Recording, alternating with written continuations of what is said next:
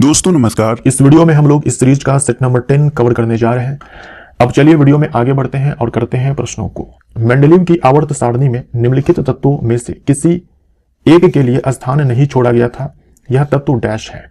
तो मेंडलीव ने अपने आवर्त सारणी में 3 स्थान छोड़े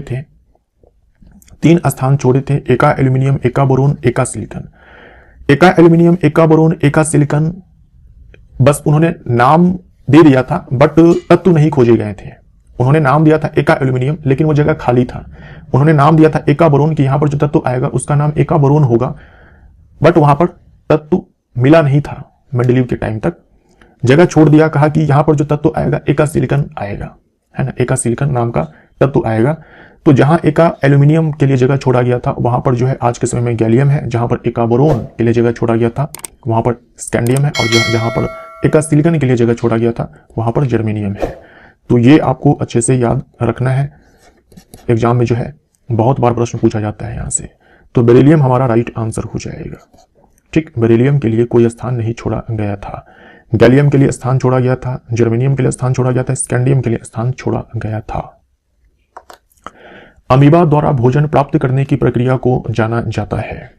देखो, डायलिसिस तो ब्लड प्यूरिफिकेशन का मेथड है। अगर किसी की किडनी खराब हो जाती है, किडनी फेल कर जाती है, तो उसे डायलिसिस करवाना पड़ता है, यानी कि आर्टिफिशियल तरीके से जो है ब्लड को प्यूरिफाई करना पड़ता है। ब्लड को बॉडी से बाहर निकाल करके उनमें जो भी नाइट्रोजनस वेस्ट होते हैं, नाइट्रोजनीकरण वर्ज्य पदार्थ होते हैं, उसे बाहर निकाला जाता है। उसी प्रोसेस को डायलिसिस कहा जाता है। साइटोकाइनेसिस का मतलब होता है कोशिका द्रव्य का विभाजन। देखिए, जब कोशिका का विभाजन होता है तो सबसे पहले नाभिक का विभाजन होता है, उसके बाद कोशिका द्रव्य का विभाजन होता है, तो कोशिका द्रव्य का विभाजन। तो ये जो साइटोकाइनेसिस है इसका मतलब होता है कोशिका द्रव्य का विभाजन, जो कि कोशिका विभाजन का एक पार्ट है। कोशिका विभाजन में क्या होता है, मान लीजिए कि ये कोशिका है, इसको विभाजित होना है, तो सबसे पहले कोशिका का जो साइज है ये बड़ा होता है, और ऐसे जो नाभिक है, ये जो नाभिक है इसका पहले विभाजन होता है, और उसके बाद जाकर के जो है कोशिका द्रव्य का विभाजन होता है, इस प्रकार से। ठीक है, तो ये जो प्रोसेस हुआ ना, यहाँ पर कोशिका द्रव्य का जो विभाजन हुआ इसे बोलते हैं साइटोकाइनेसिस, और नाभिक का जो विभाजन होता है उसे हम लोग कैरियोकाइनेसिस बोलते हैं। ठीक है, कैरियोकाइनेसिस। अमीबियासिस एक बीमारी है, ये बीमारी है एंट अमीबा हिस्टोलिटिका के कारण, जो कि अपने आप में प्रोटोजोआ है। ठीक, एंट अमीबा हिस्टोलिटिका के कारण ये एक बीमारी है। एंट अमीबा हिस्टोलिटिका के कारण जो है ये एक बीमारी है, अमीबियासिस। फैगोसाइटोसिस हमारा आंसर हो जाएगा। फैगोसाइटोसिस का मतलब होता है एनगल्फ कर लेना, है ना, एनगल्फ कर लेना। जैसे हमारे बॉडी के अंदर WBC है, तो जब कोई बैक्टीरिया हमारे बॉडी के अंदर जाता है तो WBC जो है उस बैक्टीरिया को निगल लेता है, खा जाता है ना, उसे अपने सेल के अंदर ले लेता है। एग्जाम्पल के तौर पर आप यहां पर देख सकते हो, मुझे यहां पर जो है कुछ मिटाना पड़ेगा। देखो, ये अमीबा है, उसको यहां पर एक फूड दिखा जो कि बैक्टीरिया है, तो सबसे पहले ये अपना सीडोपोडिया बनाता है। सीडोपोडिया याद रखिएगा, पूछा जाता है कि कौन बनाता है, सीडोपोडिया यानी कि कोटपाद, नकली पैर, ये बनाता है कौन, अमीबा। ठीक, सीडोपोडिया बनाने के बाद जो है ये जो फूड होता है, फूड पार्टिकल यहां पर बैक्टीरिया को दिखाया गया है, इसको अपने अंदर ले लेता है और फूड वैक्यूल बनाता है। फिर इसी में डाइजेस्टिव एंजाइम सिक्रीट करके इसको डाइजेस्ट करता है, और जो अनडाइजेस्टेड पार्ट रह जाता है उसको जो है बाहर निकाल देता है। तो फैगोसाइटोसिस हमारा आंसर हो जाएगा। फैगोसाइटोसिस द्वारा जो है भोजन प्राप्त करता है, कूटपाद का निर्माण किया जाता है अमीबा के द्वारा। एक नेत्र लेंस की फोकस दूरी में परिवर्तन किसके कारण होता है? एक नेत्र लेंस की फोकस दूरी में परिवर्तन किसके कारण होता है? तो यह है पक्षमाभी मांसपेशियां, सिलियरी मसल या फिर सिलियरी बॉडी हम लोग बोल देते हैं। ये देखो, ये सिलियरी मसल है, इसी को हम लोग सिलियरी बॉडी बोलते हैं। ये जो सिलियरी बॉडी है, जब ये कॉन्ट्रैक्ट करती है, जब इसका जो है संकुचन होता है, तो जो लेंस होता है, लेंस की जो मोटाई होती है ये बढ़ जाती है, जो फोकस दूरी है, जो फोकल लेंथ है वो घट जाती है, जिसके कारण जो पावर है वो बढ़ जाती है ना, क्योंकि power is equal to 1/f होता है। अगर हम इसको कम करते हैं तो ये बढ़ जाने वाली है। वहीं जब ये जो सिलियरी मसल है, जब ये शिथिल होती है, रिलैक्स करती है, शिथिल होती है तो ठीक उल्टा हो जाएगा। जो लेंस है, लेंस जो है वो पतला हो जाएगा, उसके बाद जो फोकल लेंथ है वो बढ़ जाएगी और जो पावर है वो घट जाएगी।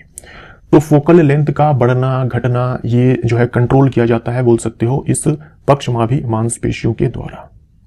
ठीक, हमारे आंख का जो रंगीन भाग होता है वो होता है आइरिस, परितारिका हम लोग बोलते हैं हिंदी में आइरिस।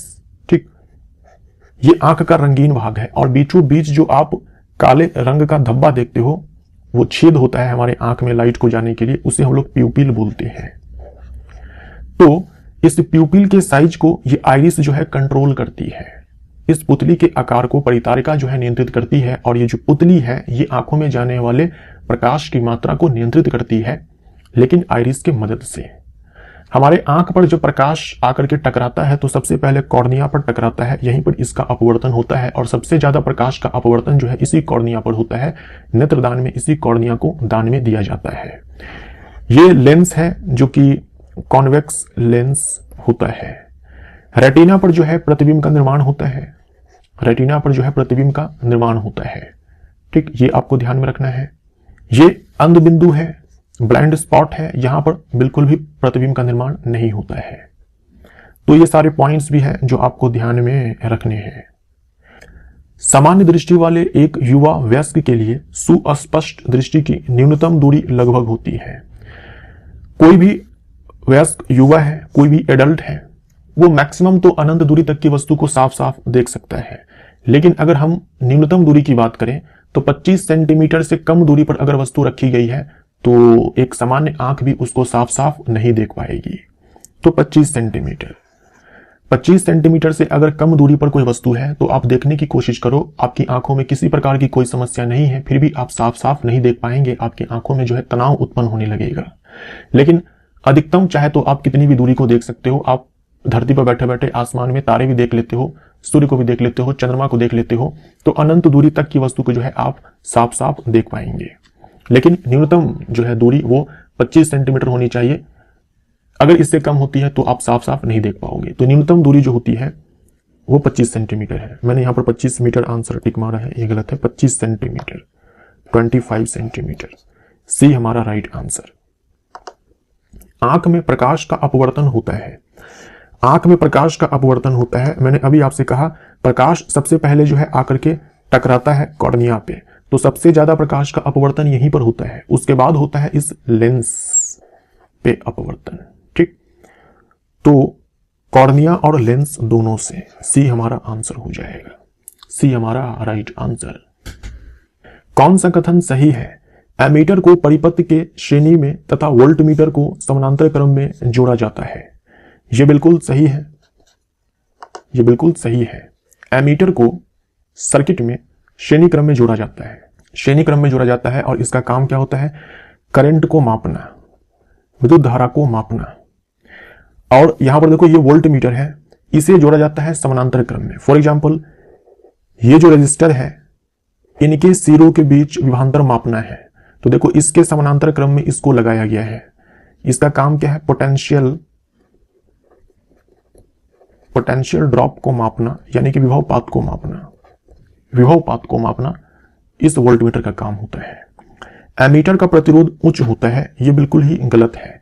एमीटर का प्रतिरोध जो है उच्च नहीं होता है बल्कि कम होता है। इसका रेजिस्टेंस हम कम रखेंगे तभी तो ज्यादा से ज्यादा धारा जो है इसमें जाएगी और अच्छे से ये करंट को मेजर कर पाएगा कि हाँ एक्चुअल में कितनी धारा इस सर्किट में बह रही है। वोल्टमीटर का प्रतिरोध कम होता है, ये कहना गलत हो जाएगा। वोल्टमीटर का जो रेजिस्टेंस होता है वो ज्यादा होता है ना, वो हाई होता है ताकि इधर करंट ना जाए। V बराबर होता है I इंटू में R, तो सारी की सारी जो धारा है वो इस रेजिस्टर से होकर के जाए तभी तो ये अच्छे से पोटेंशियल ड्रॉप माप पाएगा। मान लीजिए कि अगर कुछ धारा, फॉर एग्जांपल यहां से धारा जो है 5 एम्पियर चली, मान लीजिए कि 1 एम्पियर धारा जो है वोल्टमीटर में चला जाए तो इधर तो 4 एम्पियर ही धारा जाएगी। अगर इधर 4 एम्पियर धारा जाएगी तो यहां पर जो पोटेंशियल ड्रॉप इसको मिलेगा वो एक्चुअल में नहीं मिलेगा, रियल नहीं मिलेगा, क्योंकि 1 एम्पियर धारा जो है इधर कम गई है। एक्चुअल में पोटेंशियल ड्रॉप कितना होना चाहिए? एग्जांपल के तौर पर मान लो कि 10 ओम का जो है ये रजिस्टर लगा हुआ है, तो अगर मान लीजिए 5 एम्पियर में से 4 एम्पियर धारा इसमें जाती है तो पोटेंशियल ड्रॉप जो है ये 40 वोल्ट देखने को मिलेगा, ठीक। लेकिन एक्चुअल में कितना पोटेंशियल ड्रॉप होना चाहिए? 50 वोल्ट मिलना चाहिए। अगर 1 एम्पियर धारा इधर नहीं जाती है, सारी की सारी 5 एम्पियर धारा जो इधर क्यों जाती है, तब तो जाकर के 50 वोल्ट जो है पोटेंशियल ड्रॉप यहां पर देखने को मिलेगा। अगर मान लो कि धारा कुछ इधर चली जाती है तो फिर पोटेंशियल ड्रॉप एक्चुअल में जितना है वो नहीं मिलेगा। इसीलिए इसका जो रेजिस्टेंस है ना ये हाई होना चाहिए और इसका जो रेजिस्टेंस है ना ये कम होना चाहिए। वोल्ट मीटर का प्रतिरोध उच्च होना चाहिए, एमीटर का जो है निम्न होना चाहिए। तो केवल एक ही है जो सही है, बाकी के ये 2 और 3 जो है गलत है। आइडियल एमीटर, एक आदर्श एमीटर का जो रेजिस्टेंस होता है वो 0 होता है और एक आदर्श वोल्ट मीटर का जो रेजिस्टेंस होता है वो अनंत होता है। आदर्श वोल्ट मीटर कहने का मतलब बिल्कुल भी धारा इधर नहीं जाएगी। एक्चुअल में ऐसा होता नहीं है, कुछ न कुछ धारा तो जाती है, लेकिन फिर भी एक आदर्श वोल्ट मीटर का प्रतिरोध कितना होता है अगर आपसे पूछ दिया जाए तो आप अनंत बोलेंगे, और एक आदर्श एमीटर का जो प्रतिरोध होता है वो कितना होता है तो आप 0 बोलेंगे। बहुविखंडन द्वारा जनन करने वाले एक सूक्ष्म जीव द्वारा फैलाए जाने वाला रोग है। बहुविखंडन द्वारा जनन कौन करता है? प्लाज्मोडियम। तो प्लाज्मोडियम के कारण जो है मलेरिया होता है। मलेरिया जो है मादा एनोफिलीज मच्छर फैलाती है। काला जर होता है लिशमीनिया के कारण, लेकिन इसमें द्विविखंडन होता है ना, इसमें द्विविखंडन होता है। अमीबियसिस हम लोगों ने अभी देखा, एंट अमीबा हिस्टोलिटिका है ना, जो कि एक परजीवी है, प्रोटोजुआ है। इसके कारण जो है अमीबिक डिसेंट्री, इसे अमीबिक डिसेंट्री भी बोलते हैं, अमीबिये पेचिस हिंदी में बोलते हैं अमीबियसिस को, है ना, अमीबिये पेचिस। मेरास्मस जो है प्रोटीन की कमी से होने वाला रोग है, ठीक, बच्चों में प्रोटीन की कमी से होने वाला रोग है मेरास्मस। एक और है प्रोटीन की कमी से होने वाला रोग, क्वाशियोरकर। क्वाशियोरकर, क्वाशियोरकर भी जो है प्रोटीन की कमी से बच्चों में होने वाला ये रोग है। प्रोटीन की कमी से ये रोग होता है खास करके बच्चों में। क्वाशियोरकर और मेरास्मस दोनों जो है एग्जाम में पूछा जाता है। अमीबिया पेचिस परजीवी एंट अमीबा हिस्टोलिटिका के कारण ये बीमारी होती है। अमीबिया पेचिस भी बोलते हैं इसे हम लोग हिंदी में, ठीक है, अमीबिये पेचिस, ठीक। काला जर जो है लिशमीनिया के कारण होता है, ये भी अपने आप में एक प्रोटोजोआ है। किस प्रोटोजोआ जीव के इसके सिरे पर कशाबिका होती है? देखो, हाइड्रा के पास कोई कशाबिका नहीं है। कशाबिका यानी कि फ्लैजलम, है ना, फ्लैजलम सिंगुलर वर्ड है, फ्लैजला प्लूरल वर्ड होता है। पैरामीशियम में भी आपको नहीं दिखे, पैरामीशियम में सीलिया देखने को मिलता है ना, सीलिया देखने को मिलता है, इसे हम लोग बोलते हैं पक्षमाभ, ठीक। अमीबा में नहीं मिलेगा देखने को, हाइड्रा में नहीं मिलेगा, अमीबा में नहीं मिलेगा, लिशमीनिया में देखने को मिलेगा। लिशमीनिया के कारण क्या होता है? काला जर होता है। यहां पर देख लो आप, ये देख लो, ये फ्लैजलम है। फ्लैजलम जो है ये सिंगुलर वर्ड है, फ्लैजला जो है प्लूरल वर्ड होता है। फ्लैजला प्लूरल वर्ड होता है, फ्लैजलम सिंगुलर वर्ड होता है। तो लिशमीनिया में ये कशाबिका जो है होती है और पैरामीशियम में पक्षमाभ होती है। ये जो फ्लैजलम होता है इसका काम होता है, ये जो है चलने में, लोकोमोशन में जो है ये हेल्प करती है ना, लोकोमोशन में एक स्थान से दूसरे स्थान तक जाने में जो है, या फिर बोल सकते हो तैरने में जो है ये हेल्प करती है। एक चीज और याद रखिए, ये जो लिशमीनिया है ना इसमें होता है द्विविखंडन, है ना, द्विविखंडन, ठीक, द्विविखंडन इसमें होता है। अमीबा में भी होता है द्विविखंडन, द्विविखंडन द्वारा प्रजनन होता है, द्विविखंडन। पैरामीशियम में भी द्विविखंडन ही होता है, पैरामीशियम में भी द्विविखंडन ही होता है, लेकिन अंतर है। लिशमीनिया में होता है अनुदैर्ध्य द्विविखंडन, अनुदैर्ध्य द्विविखंडन, ये एग्जाम में पूछा जाता है, याद रखिएगा। पैरामीशियम में होता है अनुप्रस्थ द्विविखंडन, अनुप्रस्थ द्विविखंडन, और इस वाले में फिक्स नहीं है, अनियमित,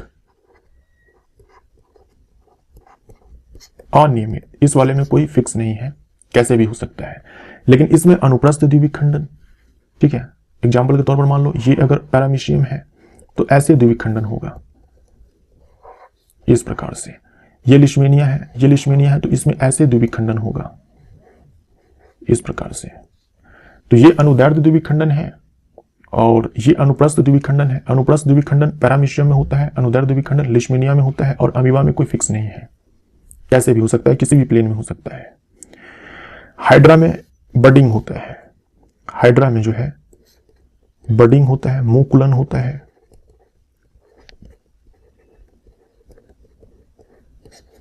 और हाइड्रा में जो है पुनर्जनन होता है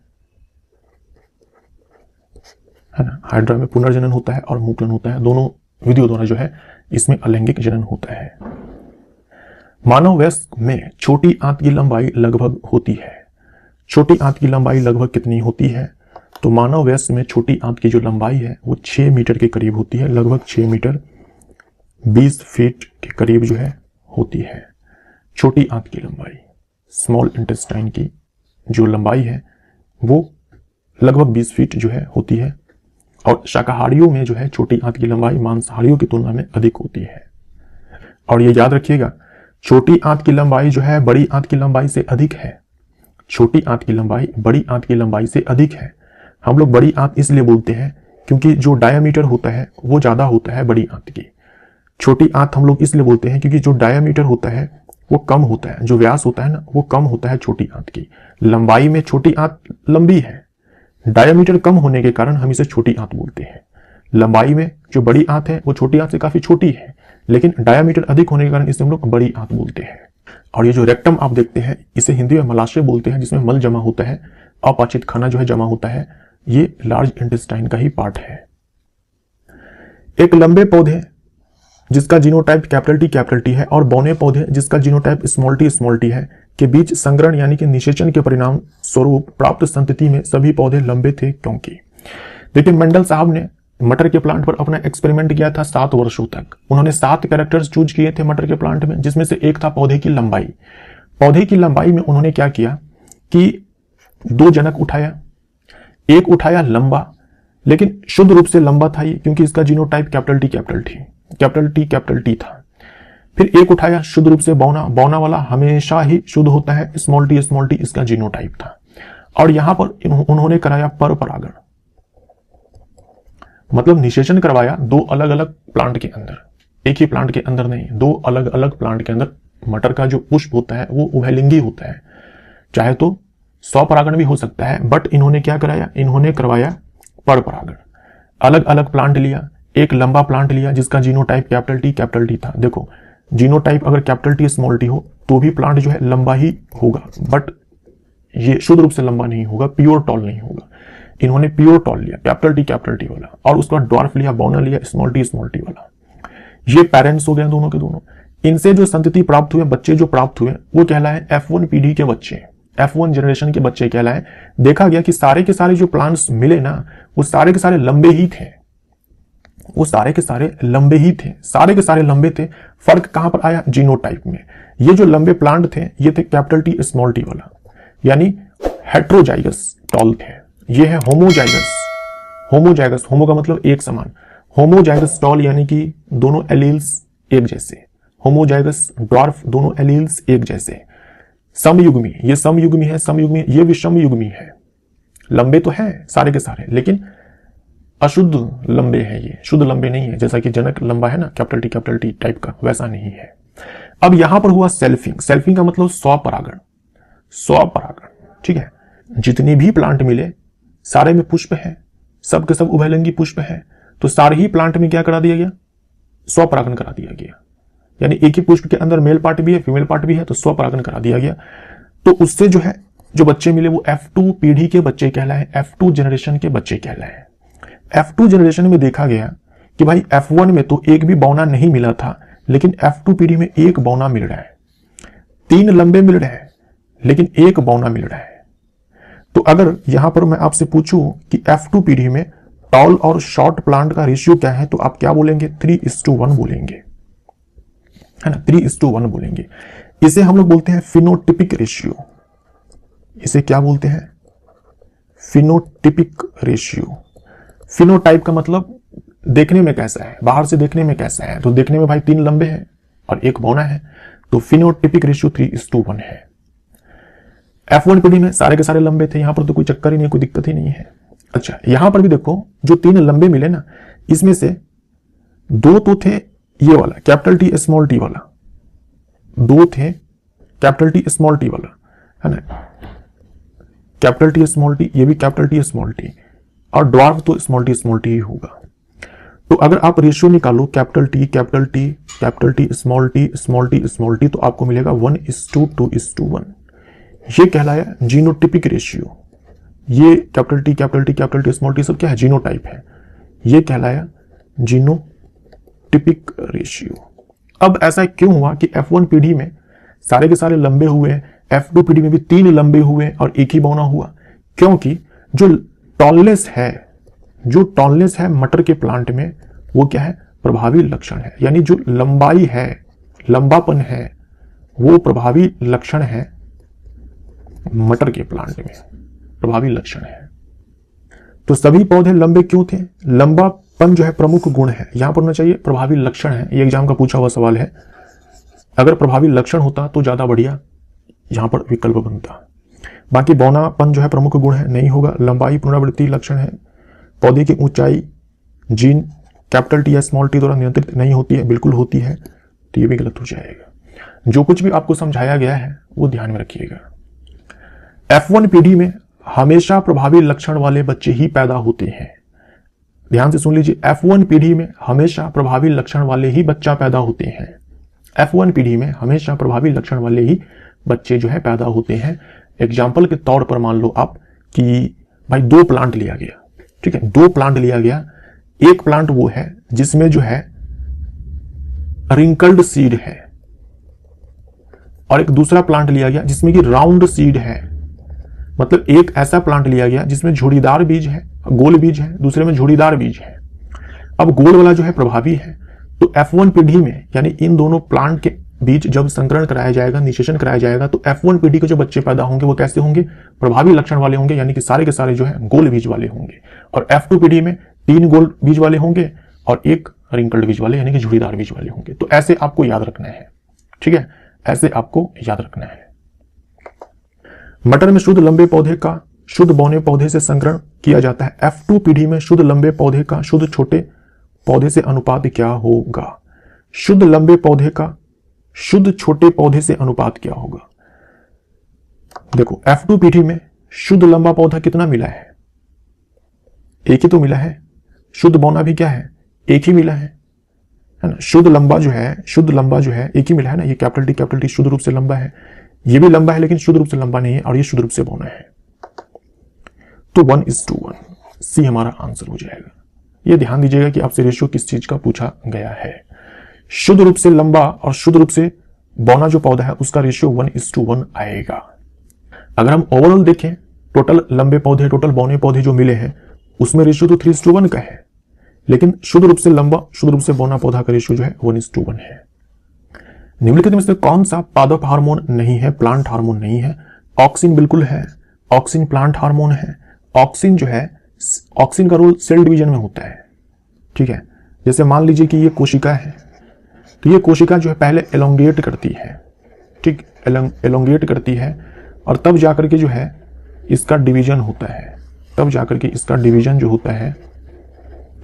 तो यहां पर ऑक्सिन का रोल होता है कोशिका के इलोंगेशन में, कोशिका की लंबाई को बढ़ाने में, और यहां पर रोल जो है साइटोकाइनिन का होता है, ठीक है, साइटोकाइनिन का होता है। तो साइटोकाइनिन कोशिका विभाजन करवाता है, इसके बारे में याद रखेंगे। सी से साइटोकाइनिन, सी से सेल डिवीजन।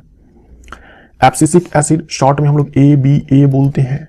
ये क्या करवाता है? बीज को अंकुरित करवाता है, यानी हम इसको बोल सकते हैं ये तोड़ता है सीड डोरमेंसी को, सीड डोरमेंसी को तोड़ता है, इसी को बोल सकते हैं बीज को अंकुरित करवाता है।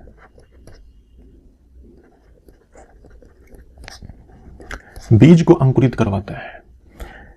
उसके बाद जल तनाव की स्थिति में, इसे हम लोग याद रखिएगा तनाव हार्मोन भी कहते हैं, तनाव हार्मोन भी कहते हैं। ये क्या करवाता है? रंध्र को बंद करवाता है। जल तनाव की स्थिति में जो रंध्र होता है रंध्र को बंद करता है, ठीक। स्कॉर्बिक एसिड हम लोग किसको बोलते हैं? विटामिन C को बोलते हैं। बी हमारा आंसर। ये प्लांट हार्मोन नहीं है, ठीक, एब्सिसिक एसिड तो है। सोडियम हाइड्रोक्साइड के 10 मिलीलीटर विलयन को हाइड्रोक्लोरिक एसिड के 8 मिलीलीटर विलयन के द्वारा पूर्णतः उदासीन पाया जाता है। यदि हम उसी सोडियम हाइड्रोक्साइड विलयन का 20 मिलीलीटर ले तो HCl विलयन की कितनी मात्रा सोडियम हाइड्रोक्साइड विलयन को उदासीन करने के लिए आवश्यक होगा? अगर 10 ml को 8 ml न्यूट्रलाइज कर देता है तो 20 ml को कितना हो जाएगा? 16। 20 ml को न्यूट्रलाइज करने के लिए 16 जो है ml हमें लेना पड़ेगा HCl का। अधिक खाने से होने वाले अपच के इलाज के लिए निम्न में से किस प्रकार की दवा का उपयोग किया जाता है? देखो, एंटीबायोटिक तो हम लोग बैक्टीरिया के अगेंस्ट में इस्तेमाल करते हैं, है ना। जो एंटीबायोटिक्स होते हैं वो जीवाणु के विरुद्ध काम करता है, ठीक। एनाल्जेसिक ये पेन किलर है ना। एनाल्जेसिक जो है दर्द निवारक है, पेन किलर है। एंटीसेप्टिक ये जो है संक्रमण को रोकता है।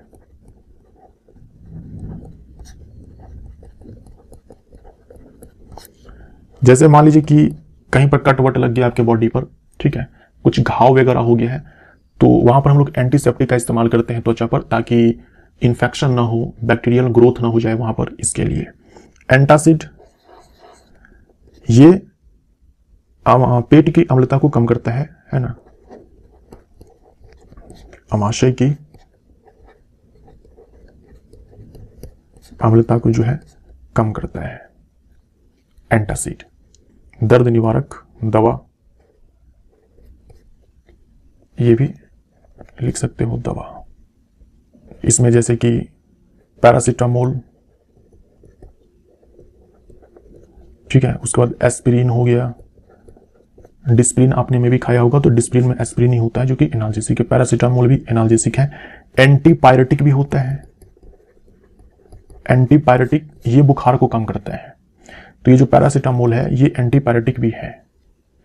निम्नलिखित में से कौन सा एक रासायनिक प्रतिक्रिया के दौरान नहीं होता है? पुराने रासायनिक बंधनों का टूटना और नए रासायनिक बंधनों का बनना, ये तो बिल्कुल होता है। एग्जाम्पल के तौर पर ये H2 है, हाइड्रोजन है, हाइड्रोजन को जलाया जाता है ऑक्सीजन में, तो क्या बनता है? H2O बनता है। H2O बनता है। अब यहां पर देखो क्या सब हुआ भाई, हाइड्रोजन का बॉन्ड टूटा, ऑक्सीजन का बॉन्ड टूटा और हाइड्रोजन ऑक्सीजन के बीच में नया बॉन्ड बना, तो ये तो सही है। पूरी तरह से अलग गुणों वाले नए पदार्थ का निर्माण होता है, बिल्कुल। हाइड्रोजन ज्वलनशील गैस है, ऑक्सीजन ज्वलनशील तो नहीं है लेकिन जलने में सहायक है, बनता है पानी जो आग को बुझाने का काम करता है। तो बिल्कुल अलग गुण वाले जो है नए पदार्थ बनते हैं। एक तत्व के परमाणु दूसरे तत्व के परमाणुओं में परिवर्तित होकर नए उत्पाद बनाते हैं। क्या ऐसा हुआ है कि जो तत्व के परमाणु अभिकारक साइड में थे उससे अलग हमें परमाणु यहां पर मिला है? ऐसा नहीं होता है, ऐसा नहीं होता है। केवल परमाणुओं का जो है रीअरेंजमेंट होता है। ऐसा नहीं होता है कि एक तत्व का परमाणु दूसरे तत्व के परमाणु में कन्वर्ट हो जाएगा। यहां हाइड्रोजन है तो इधर कहीं पर आपको क्लोरीन दिख जाए, फ्लोरीन दिख जाए, ऐसा नहीं होगा। अगर इधर हाइड्रोजन ऑक्सीजन के एटम्स हैं तो इधर भी आपको हाइड्रोजन ऑक्सीजन के ही एटम्स दिखेंगे, दूसरे एटम्स नहीं दिखेंगे, ठीक। तो ये कहना जो है गलत हो जाएगा, ये कहना गलत हो जाएगा। नए उत्पाद के निर्माण के लिए परमाणुओं का पुनर्व्यवस्थित होना ये सही है, ठीक। हमसे क्या पूछा है? नहीं होता है, तो सी हमारा राइट आंसर, सी हमारा राइट आंसर।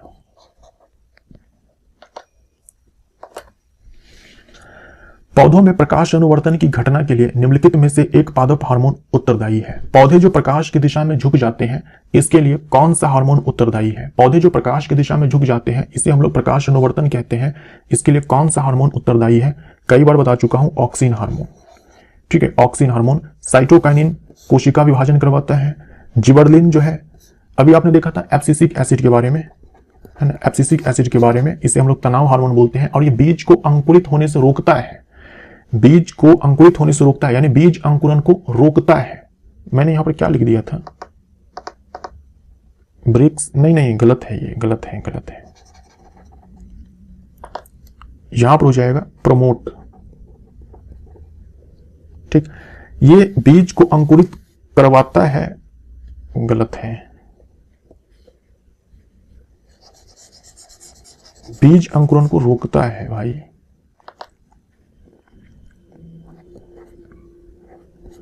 बीज अंकुरण को रोकता है। ये जिबरेलिक एसिड जो है ना, ये ब्रेक करता है सीड डोरमेंसी को।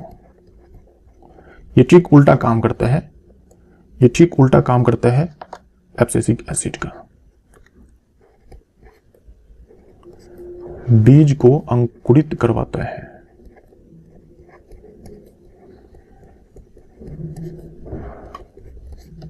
ठीक है, बीज को अंकुरित करवाता है। और इसमें ये लिख सकते हो, गन्ने में तने की लंबाई को बढ़ाता है। एल्ट्रॉक्सिन तो ये ब्रांड का नाम है। इस ब्रांड के नाम से जो है सिंथेटिक थायरोक्सिन हार्मोन बेचा जाता है। Synthetic thyroxine hormone, synthetic T4 hormone बेचा जाता है इस ब्रांड के नाम से, जिसके अंदर जो है थायरोक्सिन हार्मोन की कमी हो गई है, हाइपोथायरॉयडिज्म है जिसे, उसे जो है एल्ट्रॉक्सिन नाम से जो दवा आता है वो दिया जाता है। आपको लेड नाइट्रेट का घोल दिया जाता है। पीला अवशेष प्राप्त करने के लिए आपको इसमें किसका घोल मिलाना चाहिए? वेरी वेरी इंपॉर्टेंट, खूब सारे प्रश्न जो है पूछे जाते हैं यहां से। लेड नाइट्रेट होता है हमारा PbNO3 का होल ट्वाइस। बोला है इसमें आप किसका घोल मिलाएंगे? लेड नाइट्रेट का आपके पास जलीय विलयन है, इसमें आप किसका जलीय विलयन मिलाएंगे कि आपको पीला अवशेप मिलेगा? तो लेड नाइट्रेट में आपको मिलाना पड़ेगा पोटेशियम आयोडाइड का जलीय विलयन, और उसके बाद आपको मिलेगा लेड आयोडाइड का एक पीला अवशेप, है ना, पीला अवशेप मिलेगा। किसमें मिलेगा? पोटेशियम नाइट्रेट के जलीय विलयन में। ठीक, तो जैसे यहां पर मान लो कि ये है लेड नाइट्रेट, ठीक, ये है पोटेशियम आयोडाइड, तो ये जो आपको इसमें विलयन दिखाया गया है ये आपका हो जाएगा पोटेशियम नाइट्रेट, ठीक, पोटेशियम नाइट्रेट, और ये जो पीला रंग का आपको दिखाया गया है ये है लेड आयोडाइड। तो पोटेशियम आयोडाइड, डी हमारा आंसर। एक 3 ओम प्रतिरोधक के बीच विभवांतर 6 वोल्ट है, प्रतिरोधक में प्रवाहित धारा होगी तो I बराबर होता है V बट्टे में R, V का मान 6 है, R का मान 3 है, 2 एम्पियर हो जाएगा, 2 एम्पियर राइट आंसर।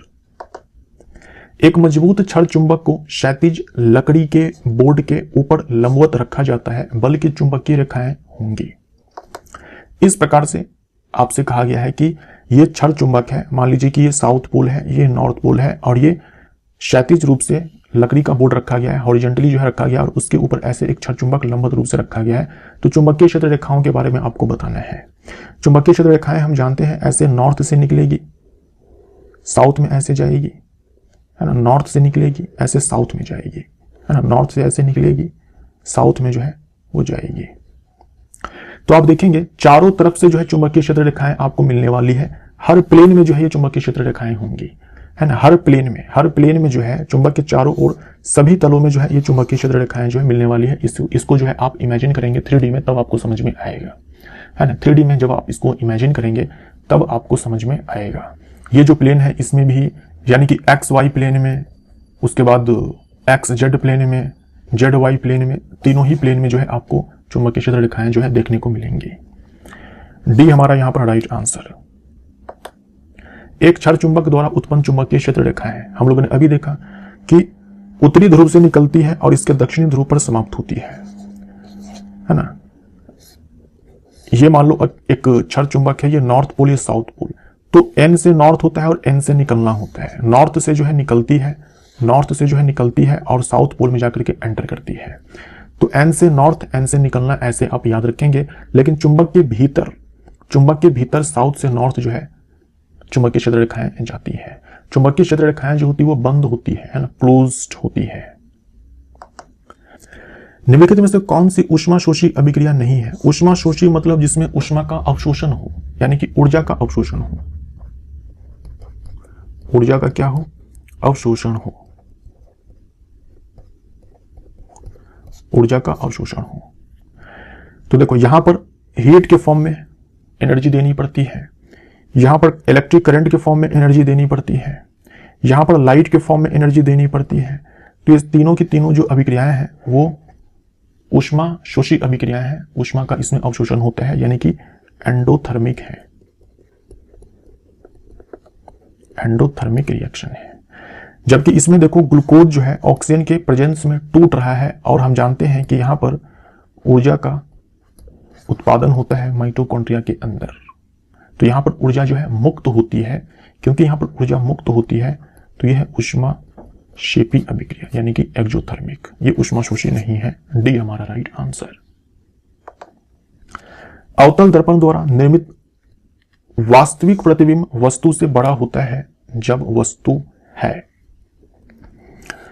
अवतल दर्पण की अगर हम बात करते हैं, ये पोल है, ये फोकस है, ये वक्रता केंद्र है। अगर आप यहां पर वस्तु को रखते हैं तो भी प्रतिबिंब बड़ा बनता है, अगर आप फोकस पर रखते हैं तो भी प्रतिबिंब बड़ा बनता है, जब आप फोकस और वक्रता केंद्र के बीच में रखते हैं तो भी प्रतिबिंब बड़ा ही बनता है ना। यानी कि इस केस में भी लार्ज, इस केस में भी लार्ज, और इस केस में भी लार्ज। इसके अलावा कोई सा भी केस नहीं है जब आपको लार्ज मिलेगा। बट इस वाले केस में जो है इरेक्ट मिलता है, यानी कि सीधा मिलता है, सीधा मिलता है। और सीधा हम जानते हैं कि आभासी होता है। बाकी इस दोनों केस में जो है आपको वास्तविक प्रतिबिंब मिलेगा, यानी कि उल्टा मिलेगा। समझे आप? अगर आप वस्तु को रखते हैं पोल और फोकस के बीच में तो भी प्रतिबिंब बड़ा मिलेगा, अगर आप ठीक फोकस पर डाल देते हैं तो भी प्रतिबिंब बड़ा मिलेगा, अगर आप फोकस और वक्रता केंद्र के बीच डालते हैं तो भी प्रतिबिंब बड़ा ही मिलेगा। यही तीन केस है जब आपको बड़ा प्रतिबिंब प्राप्त होगा। लेकिन इन तीनों में अलग यह है कि पोल और फोकस के बीच में भले ही बड़ा प्रतिबिंब बनता है, लेकिन वो सीधा होता है, यानी कि आभासी होता है। बाकी दोनों केस में जो है वास्तविक और उल्टा आपको मिलेगा। तो बोला है कि वास्तविक प्रतिबिंब होना चाहिए और वस्तु से बड़ा होना चाहिए। तो वक्रता त्रिज्या के बराबर दूरी पर नहीं, अगर आप डायरेक्ट सीधा आप वक्रता केंद्र पर ही डाल दोगे तो फिर बराबर साइज का बनेगा। फोकस दूरी से कम दूरी पर आप रखेंगे तो बड़ा तो बनेगा, लेकिन वो वास्तविक नहीं होगा, वो आभासी होगा। तो ये भी कट जाएगा विकल्प। फोकस और वक्रता केंद्र के बीच, फोकस और वक्रता केंद्र के बीच में बिल्कुल सही हो जाएगा। वक्रता त्रिज्या से अधिक दूरी पर, यानी कि इधर की ओर, नहीं तो छोटा बन जाएगा, बड़ा नहीं बनेगा। सी हमारा राइट आंसर। जब अवतल दर्पण से बनने वाला प्रतिबिंब वास्तविक, उल्टा तथा अत्यधिक छोटा होता है तो वस्तु होनी चाहिए। देखो बड़े साइज के लिए मैंने आपको बताया कि वस्तु को कहां कहां पर रखा जाएगा। टोटल 6 स्थितियां होती हैं, जिसमें से 3 के केस में मैंने अभी आपको बताया कि बड़े साइज का प्रतिबिंब बनता है। अगर आप वक्रता केंद्र पर डाल देते हो तो इक्वल साइज का बनेगा, इक्वल साइज का बनेगा। समझे आप? अगर आप इधर कहीं डालते हो तो प्रतिबिंब जो है छोटा बनेगा, और अगर आप अनंत पर डालते हो तो बहुत छोटा बनेगा, है ना। पॉइंट साइज हम लिखेंगे, यहां पर बड़ा, यहां पर बड़ा, यहां पर बड़ा, यहां पर बराबर साइज का, यहां पर छोटा, यहां पर अनंत पर पॉइंट साइज का। तो अत्यधिक छोटा का मतलब क्या हुआ? अत्यधिक छोटा का मतलब हुआ पॉइंट साइज का। तो इसके लिए आपको वस्तु को जो है अनंत पर डालना पड़ेगा, ठीक। और याद रखिएगा ये एक लौता केस है, ये जो है ये एक लौता केस है जब आपको आभासी और सीधा प्रतिबिंब मिलेगा। यानी 6 में से जो है मात्र एक ही ऐसा केस है जब आपको आभासी और सीधा प्रतिबिंब मिलेगा। बाकी के 5 केस में जो है वास्तविक और उल्टा प्रतिबिंब ही मिलेगा। तो इसमें कंफ्यूजन नहीं रखना है। जैसे पता लग जाए फोकस के भीतर है वस्तु, प्रतिबिंब आभासी और सीधा होगा और बड़ा होगा। निम्नलिखित में से कौन सा गुण आयनिक यौगिकों द्वारा प्रदर्शित नहीं किया जाता है? जो आयनिक यौगिक होते हैं जल में घुलनशील होते हैं, लेकिन कार्बनिक विलायक में घुलनशील नहीं होते हैं। जैसे कि बेंजीन में घुलनशील नहीं होगा, एथेनॉल में घुलनशील नहीं होगा, अल्कोहल में घुलनशील नहीं होगा, आयनिक यौगिक, ठीक। कार्बनिक विलायक में वो घुलनशील नहीं होते हैं, लेकिन जल में घुलनशील होते हैं। जो आयनिक यौगिक होते हैं जैसे कि सोडियम क्लोराइड है, जैसे कि पोटेशियम क्लोराइड है ना, मैग्नीशियम क्लोराइड है, जैसे कि सोडियम नाइट्रेट है, ये सारे जो आयनिक यौगिक होते हैं जल में घुलनशील होते हैं। तो ये बिल्कुल सही है। ठोस अवस्था में विद्युत का चालन करते हैं क्या? नहीं। जो आयनिक यौगिक होते हैं वो ठोस अवस्था में विद्युत का चालन नहीं करते हैं, वो विद्युत का चालन करते हैं केवल गलित अवस्था में अपने गलित अवस्था में या फिर जलीय विलयन के रूप में, है ना, क्योंकि जलीय विलयन में ये सारे क्या दे देंगे, आयंस दे देंगे, इसीलिए। और इनके गलनांक और क्वथनांक उच्च होते हैं सह संयोजक यौगिक की तुलना में। ये भी सही है, ये भी सही है, लेकिन ये गलत है। मैंगनीज धातु का एक अयस्क है। बॉक्साइट यानी कि Al2O3 एल्यूमिनियम का अयस्क है। हेमेटाइट Fe2O3 आयरन का अयस्क है। क्यूपराइट Cu2O कॉपर का अयस्क है। और पायरोलुसाइट, है ना, पायरोलुसाइट ये है मैंगनीज डाइऑक्साइड, ये मैंगनीज का अयस्क है। डी हमारा राइट आंसर। तो इसी के साथ सेट नंबर 10। वीडियो देखने के लिए धन्यवाद दोस्तों, नमस्कार।